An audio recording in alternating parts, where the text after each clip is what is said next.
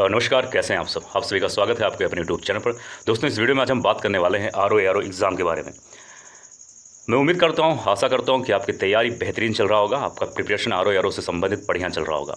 अगर आरओ से संबंधित प्रिपरेशन सही नहीं चल रहा तो अभी भी समय है, बढ़िया से लग जाइए और बढ़िया से तैयारी कीजिए।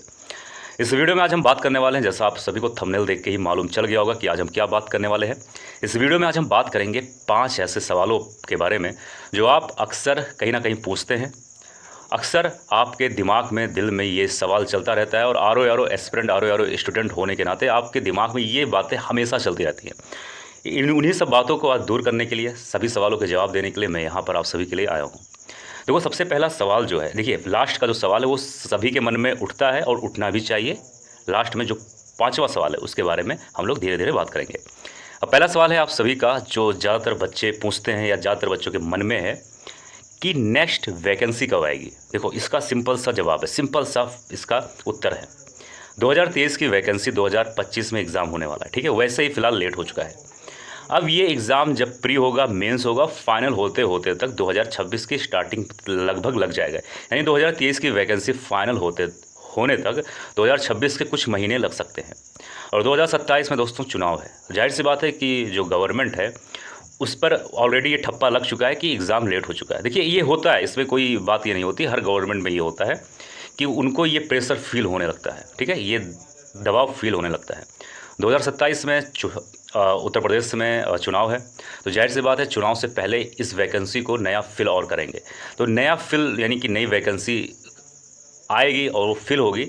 इसका मतलब हुआ कि 2026 में नई वैकेंसी आ सकती, क्योंकि 2027 में चुनाव है।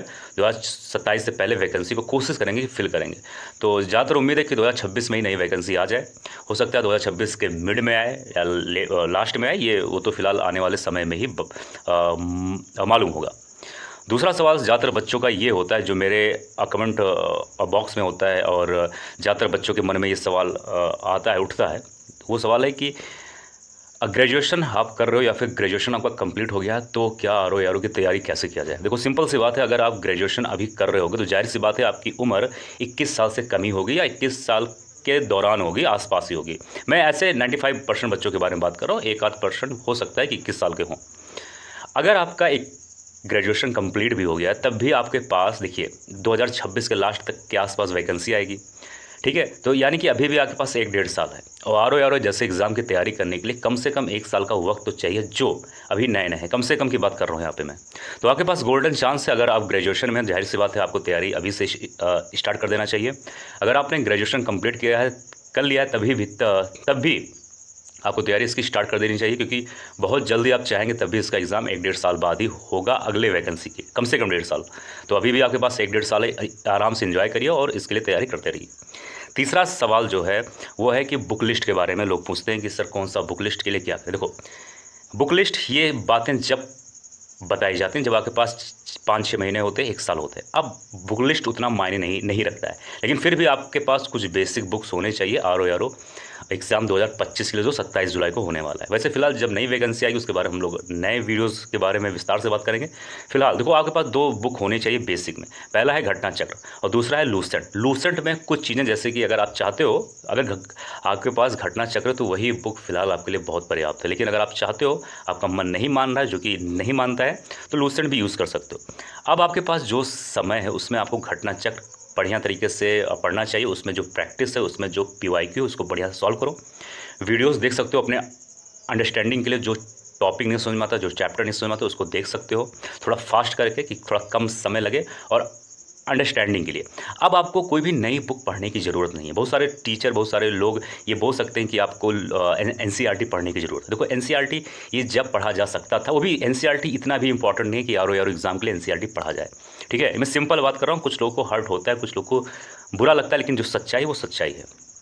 ठीक है, आरओ अगर 6 महीने 1 साल होते तो अब बेशक एनसीईआरटी, जैसे कि ज्योग्राफी का एनसीईआरटी आप बेशक पढ़ सकते थे, लेकिन अब एनसीईआरटी पढ़ने का समय नहीं है, तो एनसीईआरटी में मत घुसना। अब मेन काम है आपका सिर्फ प्रैक्टिस, पीवाईक्यू और रिवीजन। वेरी इंपॉर्टेंट, रिवीजन और पीवाईक्यू और प्रैक्टिस, ये इस एग्ज़ाम का रीढ़ का हड्डी है। यानी जैसा पता है आप सभी को, रीढ़ की हड्डी नहीं हो, अगर नहीं है तो इंसान कोई भी काम कर नहीं पाएगा, वो अपना बैलेंस मेंटेन नहीं कर पाएगा। तो सिंपल सी चीज़ है, सिंपल फार्मूला है, जो सच है वो सच आपके सामने है।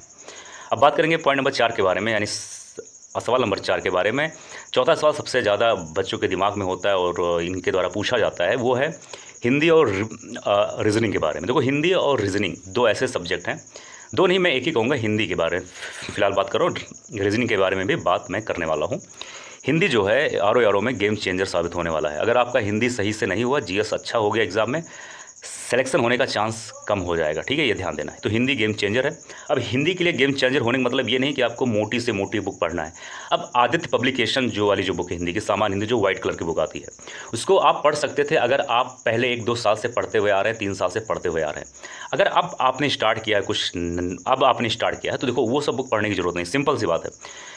घटना चक्र की एक समीक्षा अधिकारी, सहायक समीक्षा अधिकारी की स्पेशल बुक आती है हिंदी की, इतनी पतली सी होती है, उसका मैं प्रैक्टिस सेट भी आप सभी के लिए करवा रहा हूँ।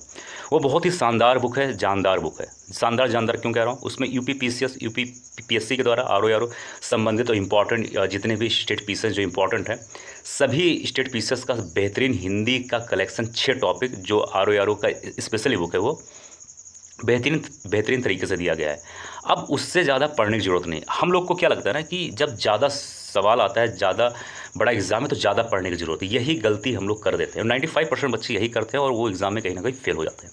आपको कम रिसोर्सेज में बढ़िया पढ़ना है।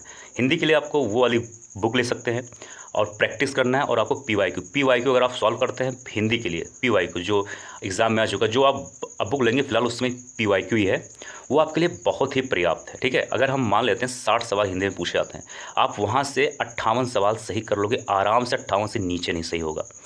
आदित्य में अगर आप 60 में 59 सवाल कर लोगे, तो एक सवाल सही के लिए आपको पूरा समय नहीं देना, क्योंकि अभी जीएस भी बाकी है, तो ठीक है। तो ये मूर्खता हो जाएगा कहीं ना कहीं, तो आपको इसमें स्मार्ट स्टडी करने की ज़रूरत है।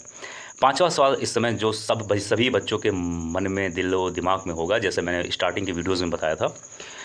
अब 5वां सवाल दोस्तों ये है कि बहुत सारे बच्चे इसमें बहुत ज़्यादा डरे हुए हैं, निराश हैं। देखो, निराश होना, डरना, ये बहुत आम बात है। अगर आपकी तैयारी अच्छी चल रही होगी, अगर आप इस एग्ज़ाम के लिए थोड़ा सीरियस होंगे, तो आपका डर जायज़ है। लेकिन डर जायज़ होने का मतलब ये नहीं कि आप होप छोड़ दें, उम्मीद छोड़ दें। अभी आपके पास एक बेहतरीन समय है। अभी से आप धीरे धीरे प्रैक्टिस कर रहे हैं, पीवाई को सॉल्व कर रहे हैं, आप एग्ज़ाम को फोड़ देंगे। मैं यहाँ पे लिटरली कह रहा हूँ, आप एग्ज़ाम को फोड़ देंगे। अभी आपके पास पर्याप्त समय है, पर्याप्त टाइम है, डरने की ज़रूरत नहीं। ये आपने छावा मूवी देखा होगा, जिसमें एक लास्ट में एक सीन है कि मन के जीते जीत है, मन के हारे हार। ये सच्चाई है। आर या कोई भी एग्ज़ाम हो, अगर आपने मन से हार गए तो हार जाएंगे, अगर आप मन से जीत जाएंगे तो जीत जाएंगे। ये एग्ज़ाम वही चीज़ है। आपके पास पर्याप्त समय, बहुत सारे लोग मिलेंगे आपको बार बार निराश करने के लिए कि इसमें यूपीएससी के बच्चे आते हैं, यूपीपीसीएस के बच्चे आते हैं, तुम्हारा नहीं होगा, कंपटीशन 10 लाख 12 लाख है। ये मूर्खता छोड़ दो। अभी आपके पास बढ़िया समय, पर्याप्त समय, भिड़ जाओ, अच्छे से होगा, मैं ये दावा कर सकता हूँ। और जैसे ही आपका प्री होगा, मेंस के लिए आपको एक बेहतरीन समय मिल जाएगा। आई होप वीडियो आप सभी को पसंद आएगा, ये हेल्प करेगा आप सभी को। मिलते हैं एक अगले वीडियो में। जय हिंद, जय भारत।